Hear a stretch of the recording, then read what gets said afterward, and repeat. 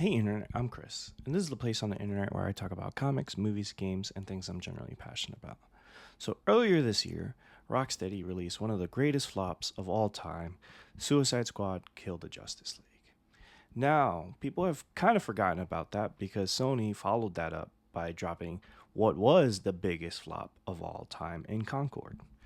Rocksteady, known for their Arkham games, which catapulted Batman to the king of superhero video games. The crown was taken away when they decided to make another entry in their Arkham universe, but make it a live service game that took 7+ years to develop, hundreds of $1 million, and was dead on arrival when it launched back in February of this year. The story's kind of been written on the game. It was filled with starts, restarts, and it is probably one of the most hated games of the year, but I think it gets a lot more flack than it really deserves. I played an early version of it. It was okay, but for going from the Arkham series to what this game was a huge drop in quality.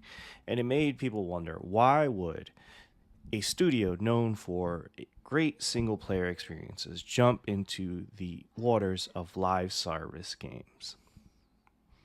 Well, it seems they've learned their lesson and they're diving back into the world of Batman.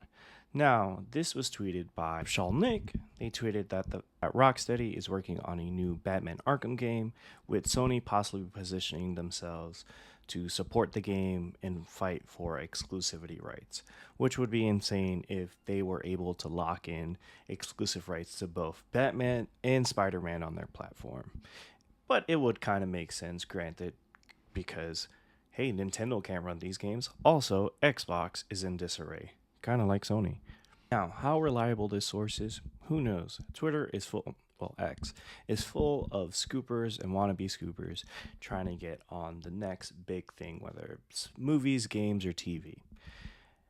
And this would make sense. The series, obviously made Rocksteady a big name in that space. The reality is, as exciting as it may seem on the surface that they're returning to the world of Batman and the real, true Arkham universe, really, how good of a game can it really be at this point?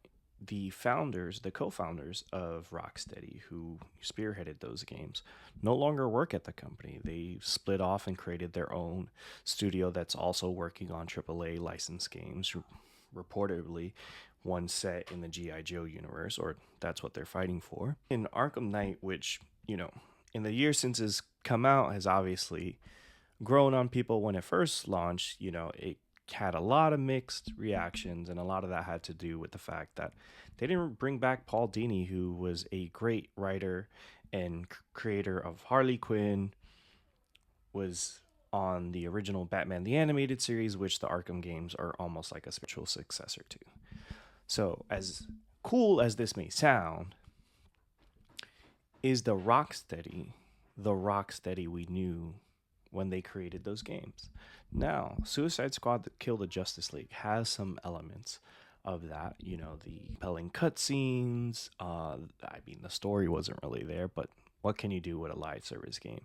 And the traversal mechanics were really interesting and really played on sort of what they did with combat when it came to Batman. Yeah, I don't know. I'm excited. I hope for good things.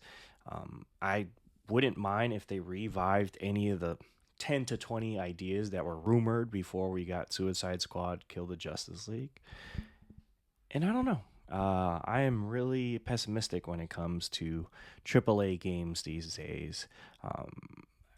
It's hard to sort of do that, and Warner Brothers Discovery is not in a financial position to sort of invest in a solo Batman game, as they've already stated. Even after the flop that was Suicide Squad Kill the Justice League, they talked about how they really want to be a player in the live service game space, which is dumb, but hey, it's their company. And what do you think? Let me know. Peace.